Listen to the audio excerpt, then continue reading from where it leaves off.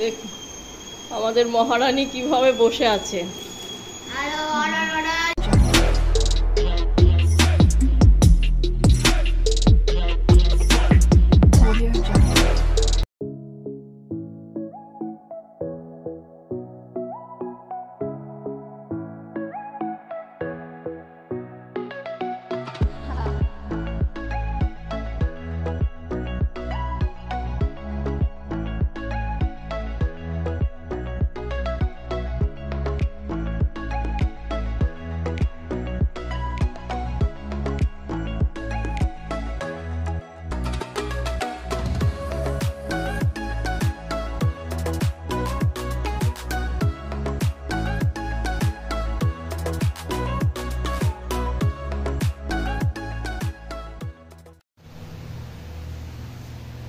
সুপ্রভাত সবাইকে, মনুজ ডেলি ব্লগে সবাইকে স্বাগত। আজকে হচ্ছে শুক্রবার আর এখন বেজে গেছে 8:30। এদিক ওদিক করতে করতে কোনো কাজই হয়নি, তো মোটামুটি শুরু করেছি কাজ। আর এই ডোডোকে নিয়ে তো কোনো কিছুই হওয়ার নেই। তো এখন আমি এখানে কি করছি দেখাই। এখন আজকে হবে ইডলি বানাবো, 2-2.5 মাস পরে হবে। কাল রাত্রে ডাল আর চাল দুটোই মিশিয়ে মিক্সার করে মিশিয়ে এখানে রেখে দিয়েছি, এখনো লবণ টবণ মেশানো হয়নি। আর এখানে করে নিয়েছি বাদামের চাটনি আর কি। এটা হচ্ছে বাদাম দিয়েছি। কি করছিস?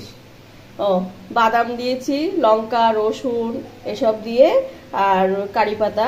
কিন্তু আজকে আর নারকোল নেই, তাই আর নারকোলটা দেওয়া হয়নি। আর এতে সোমবার দেবো, তার জন্যে আমি এদিকে বসে, গরম হয়ে গেছে তেলটা আমার।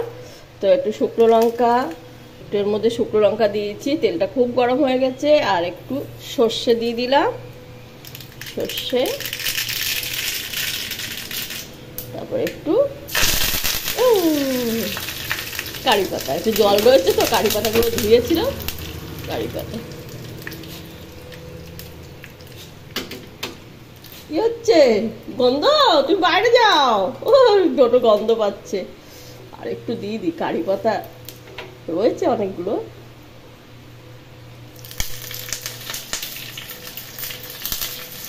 এই যে কারি পাতা আমাদের গাছেই, পুরো ডাল 2টো পাতা নিয়ে এসেছি। কিছুটা এই যে বাদামের সাথে পেস্ট করেছি ওতে একটু দিয়ে দিয়েছি।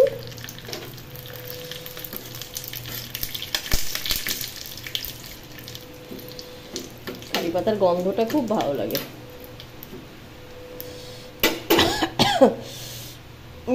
মেয়ে বলছে বেশি টক হলে খাবো না, কারণ ইডলিটা একটু টক টক হয়। ও আবার টক না হলে তাহলে খাবে, বলে করো, অনেকদিন মা খাই না।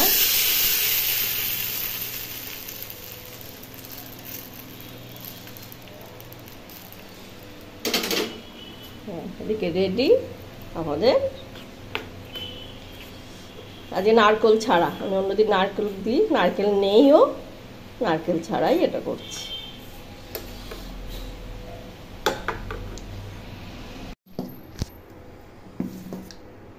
এখানে রেডি হয়ে গেছে, একটু ইনো মিশিয়ে দিয়েছি, সেটা দেখানো হয়নি। আর এই গরমে কোনো কিছু আর মাথায় থাকে না, তো এগুলোই তেল লাগিয়ে নিয়েছি। এবার এক এক করে দিয়ে দেবো। চাটনিটা তো এখন বেজে গেছে কটা, 9:35। চাটনিটা সকালেই তো দেখালাম, রেডি করে নিয়েছি। এবার এগুলো এক এক করে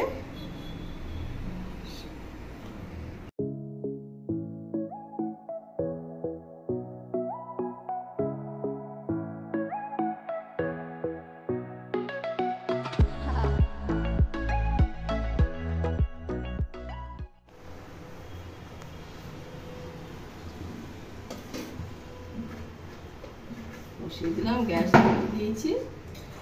এবার চাপা, এবার 15 মিনিট এইভাবে থাকবে।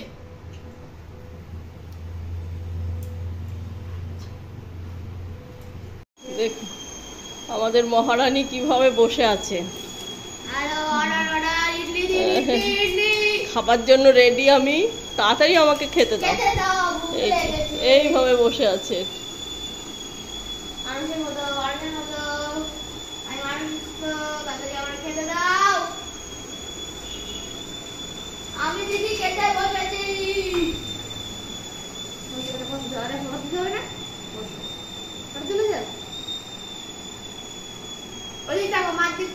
এই যে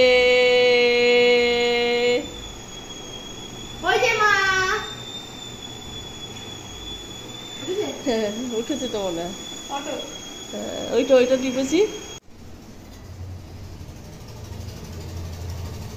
রেডি হয়ে গেছে, আর একবার হবে। এই প্লাস্টিকটা গরম হয়ে গেছে, গরম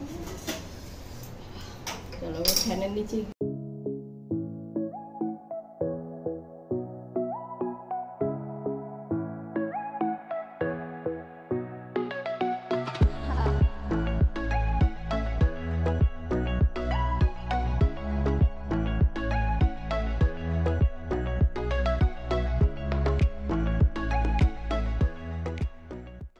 তো ইডলি রেডি, এবার ইডলির টিফিন হবে। খাপ খাপ খাপ খাপ, নরম নরম। চলো খেয়ে নি, খুব খিদে পেয়েছে। আমার তো স্নান কমপ্লিট। আমি এসে দেখি মেয়ে এই যে বাটা মাছ ভেজে কাটাকুটি করে রেডি রেখে দিয়েছে, তরকারিটাও বসিয়ে দিয়েছে। আমি আবার মশলাপাতি দিয়ে কষে জল ঢেলে দিলাম। এদিকে বাটা মাছ দিয়ে বেগুন দিয়ে আলু দিয়ে একটু ঝোল হবে। আজকে একটাই তরকারি, আর কিছু না। সকালে তো ইডলি খেলাম, দুপুরে ওটাই। আর এদিকে ইডলির কত বাসন বেরিয়ে গেছে, এটা খেলেই বাসন বেরোবে বেশি। তো এখন এগুলো মাঝামাঝি করে নিই। আমার স্নান করা ঠাকুর দেওয়া সব হয়ে গেছে। আর এদিকে চালটাও একদম রেডি। ভাত 12টায় ভাত বসাবো, এখন বেজে গেছে 11:30 হয়েই গেছে। ডোডো ওখানে ঘুম দিচ্ছে। ঘরটা সব মোছামুছি কমপ্লিট। যে এখন ঘুম দিয়ে নেবে, আর রাত 11টার পর থেকে ওনার জোশ আসবে বিশাল বিশাল, মানে একবার ঘুমাতে চাইবে না। রাত প্রায় 1টা বাজাবে, আবার ভোরবেলা উঠে যাবে। এখন আর চোখ খুলতে পারছেন না উনি, ওই যে ফুটিস। এখন বেজে গেছে 1:40। মেয়ের খাওয়া হয়ে গেছে, যেহেতু মেয়ের আবার 4টের সময় পড়া আছে। ও আগেই খেয়ে নিয়েছে ডোডোকে খাইয়ে। আর এখন আমরা দুজনে খাবো, কিন্তু ওর বাপি এখনো আসেনি। আগের দিন এই মাছের ঝাল করেছিলাম, আর আজকে করে নিয়েছি ঝোল গরমে। এটাই ঠিক, আজকে আর অন্য কিছু রান্না হয়নি, এটাতেই হয়ে যাবে। আর আচার আছে, এর সাথে একটু আচার।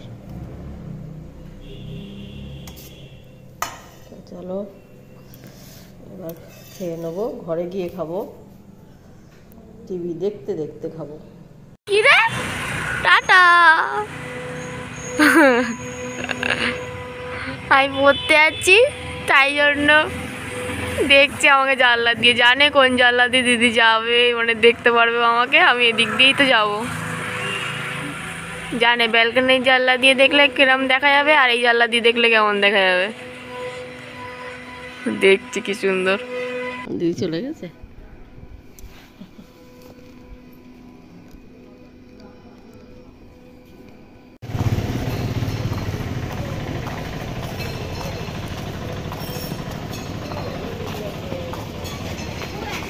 ৳100 টিফিন করে ফেললো।